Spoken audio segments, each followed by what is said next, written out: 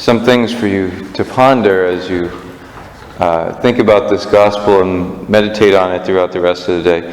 One is, this is, of course, Luke's take of this scene, and there's a similar scene in each of the gospels. In John, it's right before Holy Week, and it takes place in Bethany, and Mary, Lazarus and Martha's sister, comes and does this. Here we don't know who it is or where it is, but it's in the house of Simon the Pharisee. But in Mark and Matthew, he's called Simon the leper. And so, in my own ponderings, I was saying, was he a leper before and Jesus healed him? Or is he known later as Simon the leper because he got leprosy later in his life, but at that time when Jesus came, he didn't have leprosy, but that's how he's known and identified? Who knows? But something to ponder, that from Pharisee to leper, or leper to Pharisee, and Jesus comes and dines with him, and this woman comes in and anoints his feet. Second thing to kind of ponder over is this parable of Jesus. Two people were in debt to a certain creditor. One owed 500 days' wages and the other owed 50. Since they were unable to repay the debt, he forgave it for both. So that would basically be like someone being forgiven a loan of $50,000 versus $5,000. That's pretty significant. And Jesus says, which would love them more? Simon, not wanting to commit, says, the one, I suppose. He doesn't want to say, this is the answer. He's like, I think it's going to be the one whose greater debt was forgiven. And then he gets an A for the day. You have judged rightly. But we think about then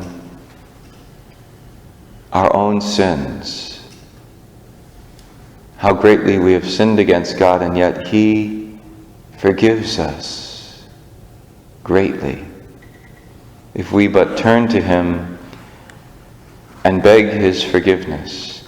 If we go to the sacrament of reconciliation, we hear with our own ears, your sins are forgiven.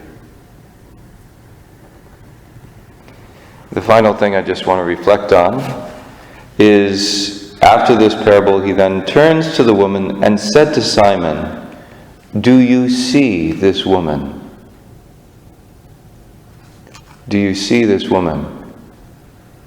And it's interesting to wonder whether Simon really saw her at all up to that moment. That he had only been looking at her and seeing, oh, this is a sinful woman, and so maybe averting his gaze or wondering what's going on.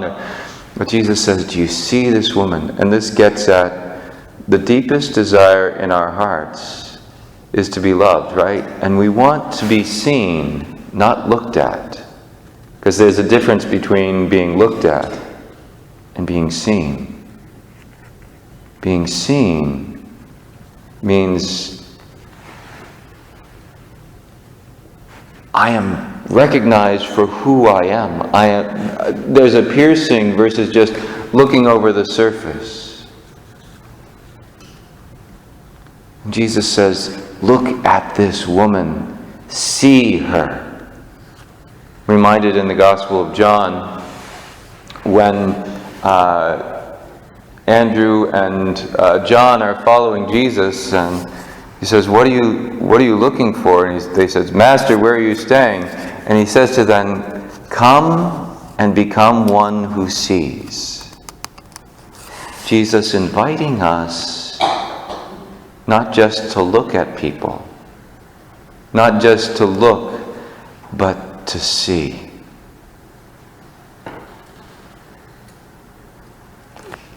As we reflect on this gospel today, may we allow God to touch our hearts and lead us to see as he desires for us to see.